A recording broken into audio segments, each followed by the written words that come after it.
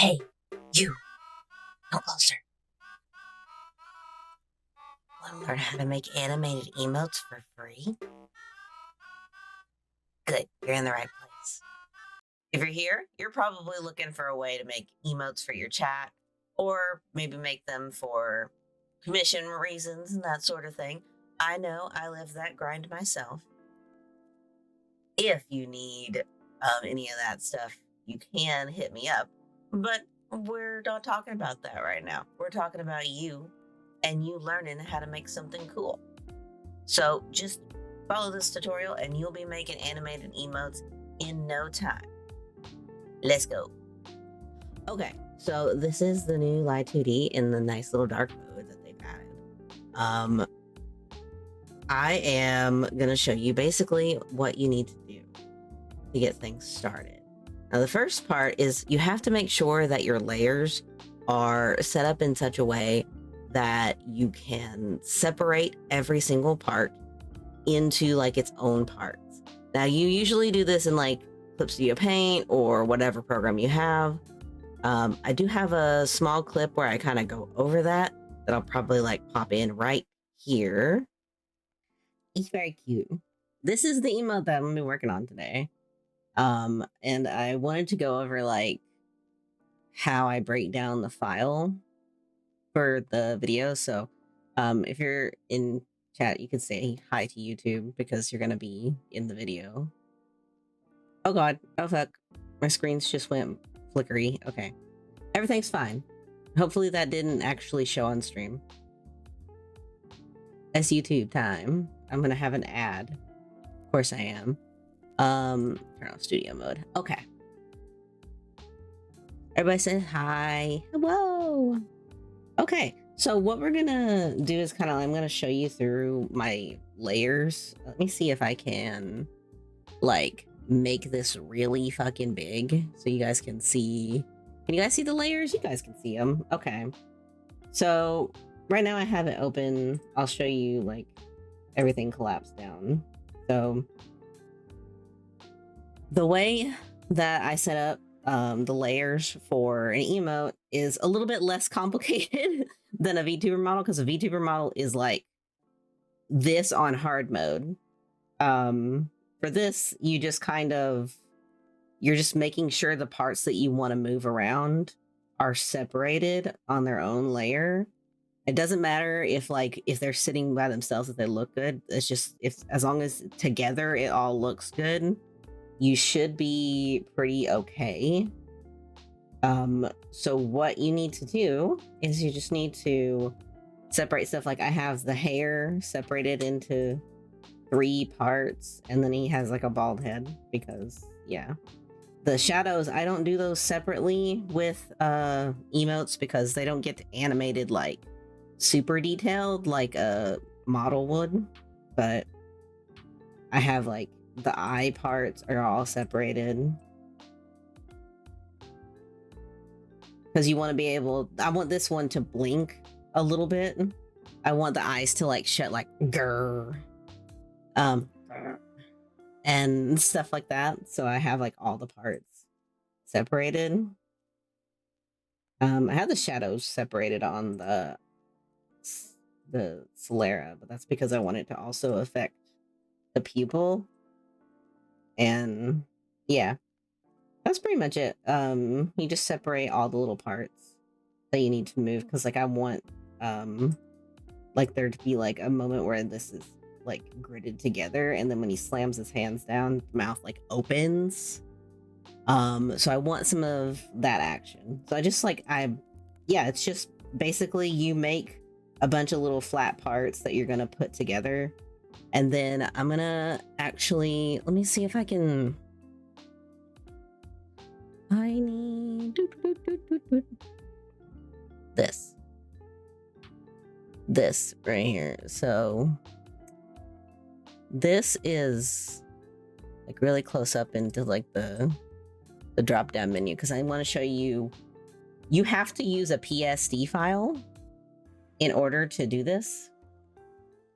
You're gonna go to file. You can't see it because of course you can't, but just pretend that there's a menu here, and when you save, you're going to go to save as, and then you have to put .psd at the end of the file. Even if you save it as a PSD, it won't save as a PSD unless you type in .psd.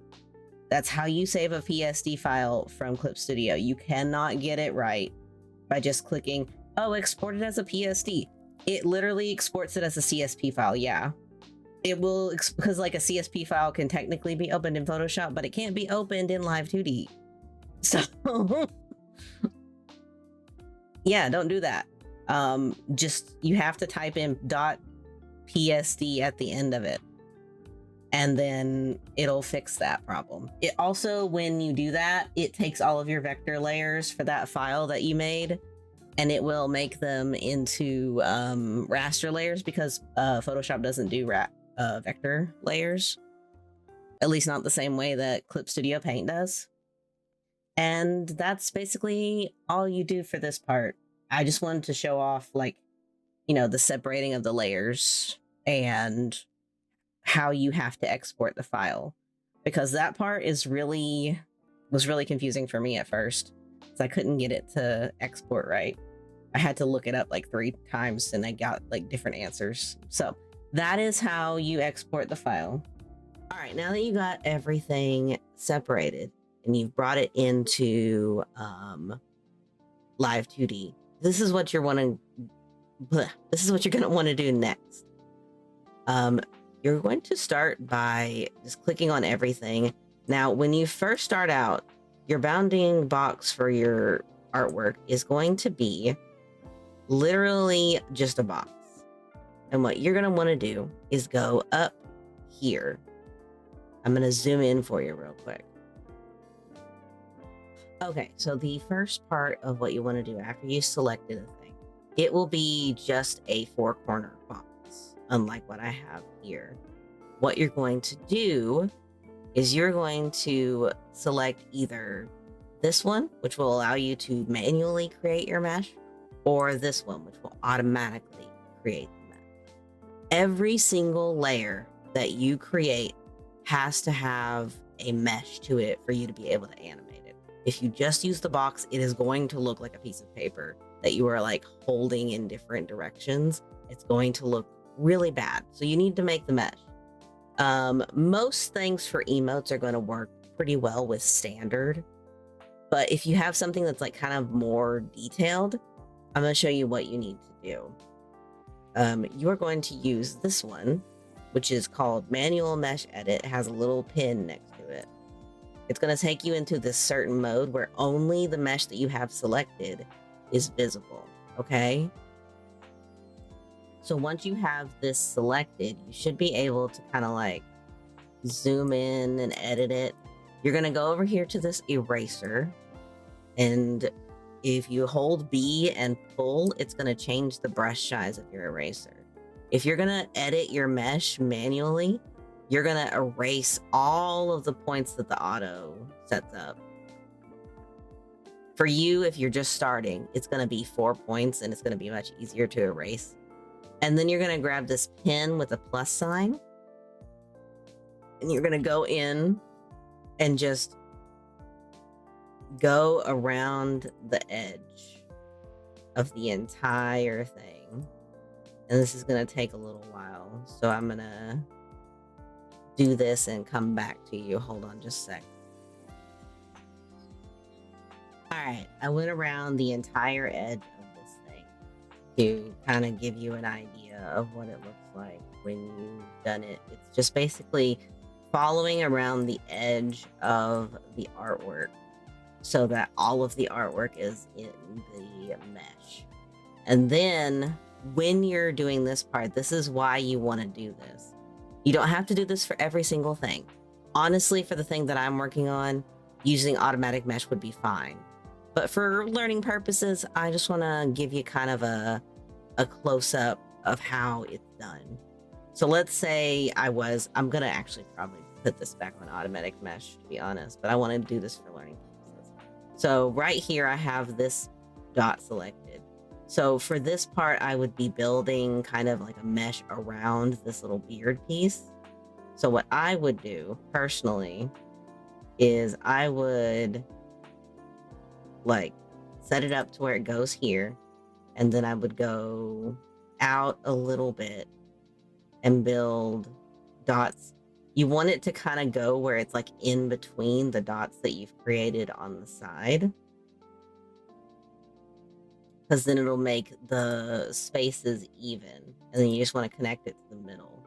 And then you want to go over here and do the same thing over here so that you can kind of connect it like this.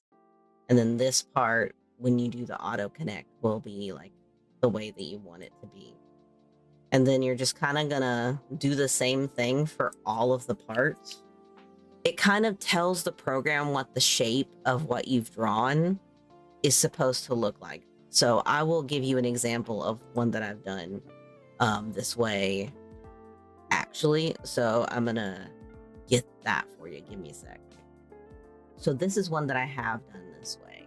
So I went and did the entire line around the piece, and you can see how I built it into like little sections that kind of tell you the shape of it. Like, you know how like sometimes they'll have like balls with like lines around them to show you what the shape is? That's what you're doing with the mesh editor.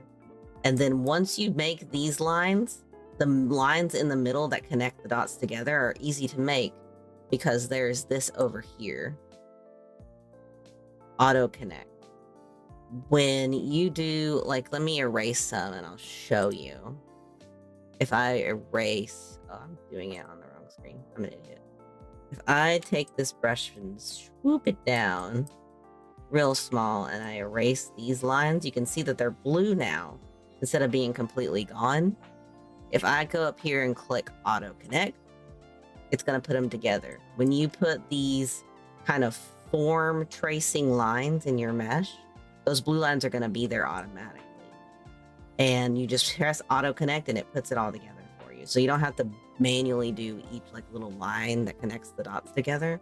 And if anything looks kind of funky and you don't like it, you can erase it and manually do that part. Like, I'm not a super big fan of how that turned out.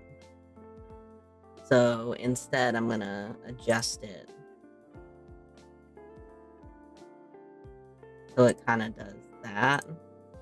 Because I don't like that dot making like a little weird square in the middle. And this way it tells the computer basically how to animate what you've made. And I've done that for several of these. You have to do this for every single layer that you bring into Live2D. I did it for the lips as well. I manually did the lip stuff and everything. So after you're done with that, you should be ready to animate. All right, so for animation in Live2D, you don't just kind of like move stuff around in the animation thing. You have to make parameters. Now, default, it's going to have parameters as if you're making a Live2D model, but that's way too many parameters. So what we're going to do is we're going to select all these bad boys. We're not going to deal with this. We're going to delete these. Now you have no parameters to work with. I'm going to show you how to make a new one.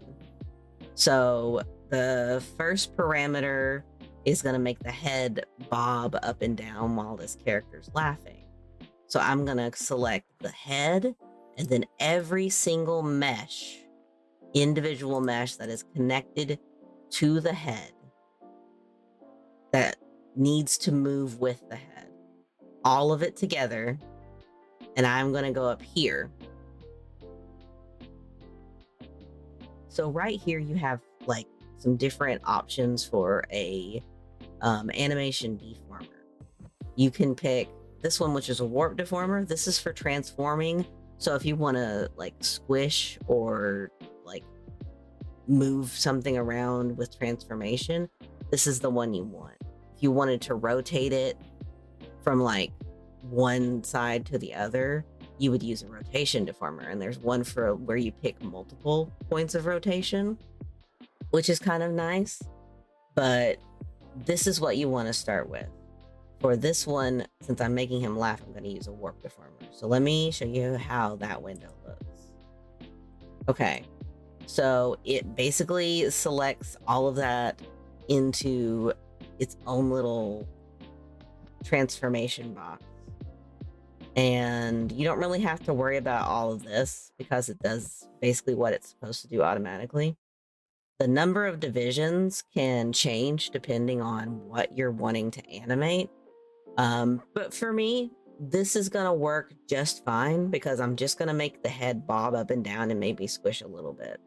So we're going to go ahead and click create. And before I move on, if what you're animating has rotation in it, the rotation deformers have to go above anything that is a transformation deformer. So let me move this over and I'll show you what I mean. So there's a list of deformers. It'll be for the window that says deformer. You can go to project, deformer, log. Deformers, if there's a transformation deformer and you want like the rotation to like affect all of this, right? The rotation has to be above it. If it's below it, then the transformation deformer will only move the rotation deformer and it won't actually transform your meshes that you've put under the transformation deformer. Okay, so now that we have the transformation stuff and I've told you not to ruin your parameters or your transformation things by fucking up the hierarchy, we are going to go in here and we're going to use this plus button right here to create a new parameter. For this one, since I'm making his head go up and down, I'm going to call it head bob. And I want -1 to 1 because I want there to be 3 keyforms and I don't need like a lot of range of motion for this. You may need to change these numbers based on what you're doing, but this is pretty much this is what you're probably going to do for most things with animating emotes because it's not really that big of a deal. Okay, so for this, you're going to have that. You're going to go to add 3 keyforms, which is this right here. And now there are 3 keyforms that this transformation or this warp deformer is allowing you to use. So I want the one that is +1 to make it go up.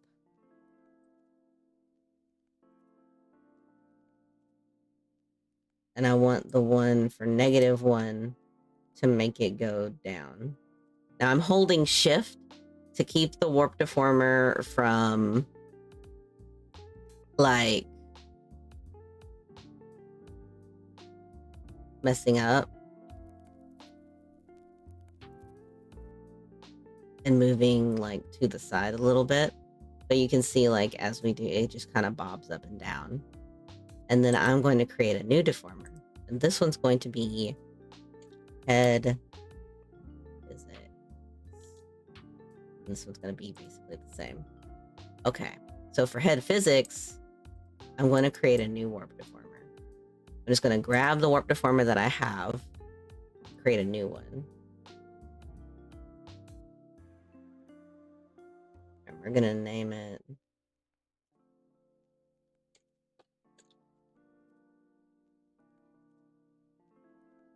don't be like me and forget to name your deformers because you will hate yourself later. This is for head physics, so that's what we're going to use. Okay.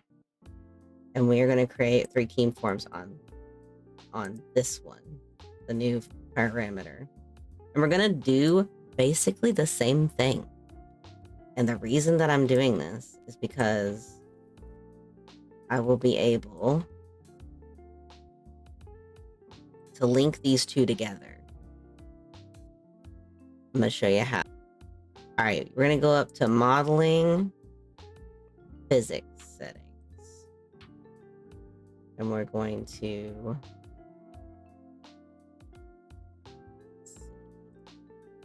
add, and we're just going to call this head.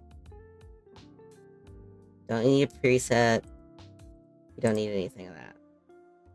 You're going to start here. You're going to add a pendulum, which is down here. That should be good. And then your input, you're going to add an input. Add head bob. And then you're going to go over to the output settings and you're going to add head bob physics.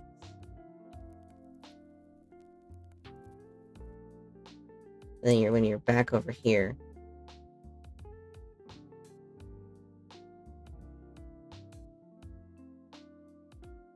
it should make it, basically I'm going to change the effectiveness a little bit.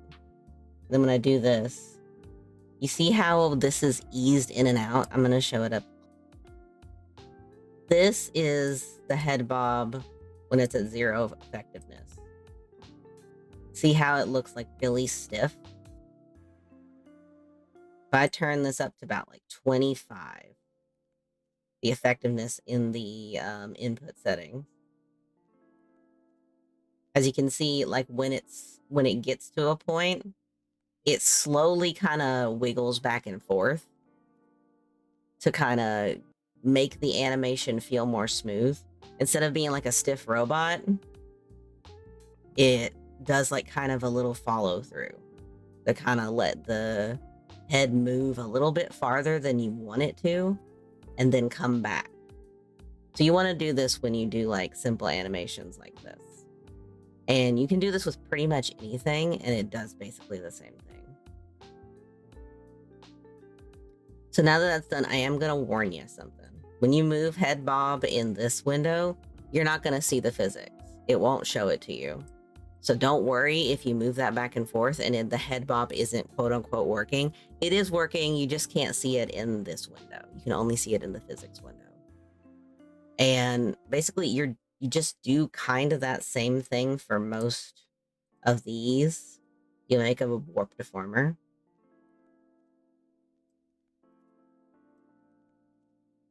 Then you'll make a parameter for that warp deformer. And then you name it based on like what it is. So this would be for the shoulders. So I'm going to call it shrug.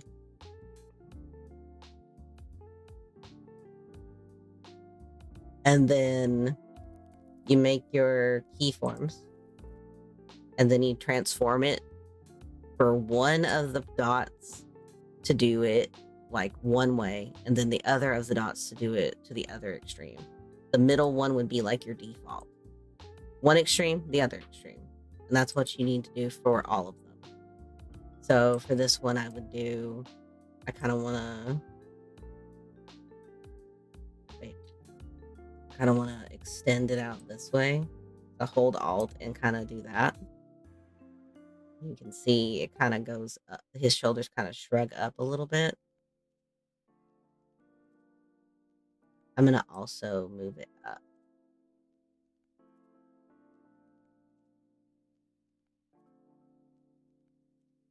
And then when it goes down, I want to just kind of shrug it down a little.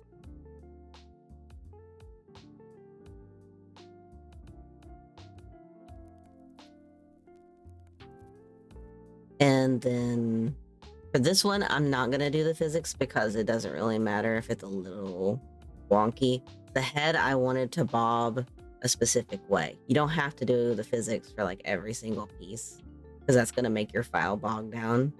But for the head bob, I wanted it to be a little bit smoother. And that gave me an opportunity to show you what to do.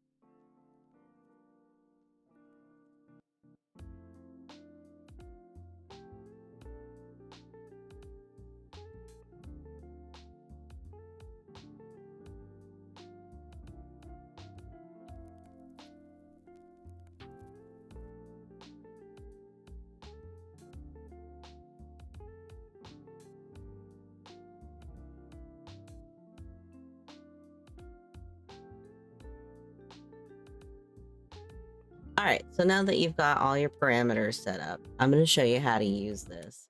So first you're going to save. So you have everything saved. And then you are going to go to a file, new animation. Now you want it to be this one.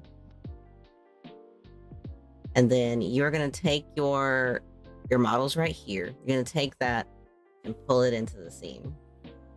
You're going to grab the whole thing, hold shift, and kind of drag it into the scene itself.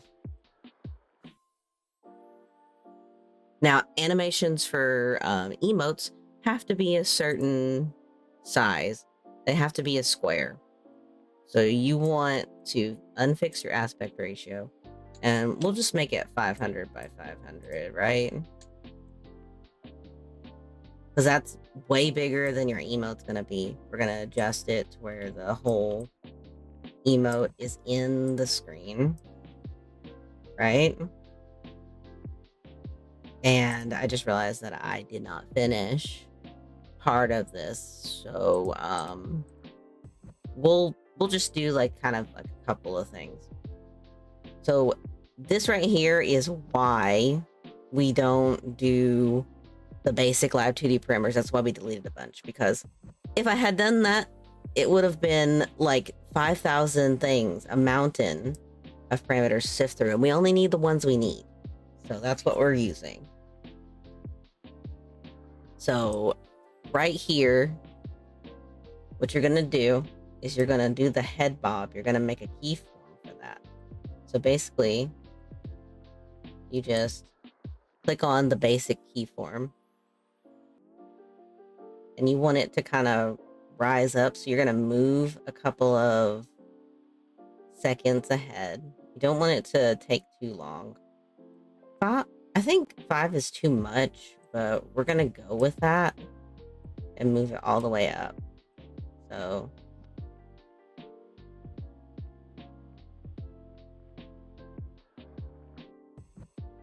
yeah, I'm gonna play it just to see how fast that is.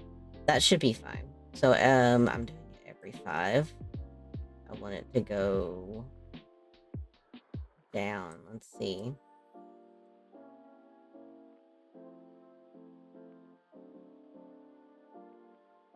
Let me do this for a couple of steps.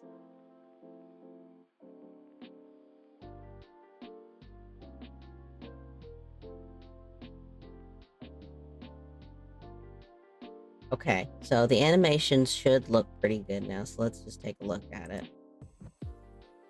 Yeah. So it's gonna have a stopping point that you're gonna have to clip out later. Don't worry about that right now. So animation timing is something that you're gonna have to like look up a tutorial on. But basically, you're just gonna go through and use all of your parameters to animate what you wanted to animate. I did my head bob, and when it goes up, I want the shoulders to be shrugging upwards. So I'm gonna start in the middle, go to the up, and then go to the down as quickly as it did before. I'm just gonna time it like that.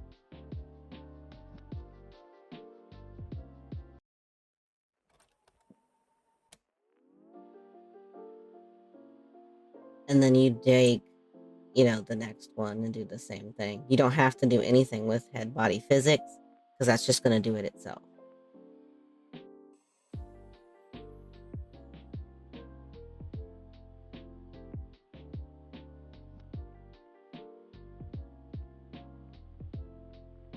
All right, and this is the final part that I want to do for this one. I'm going to just take this and cut it off right there. So when I play it,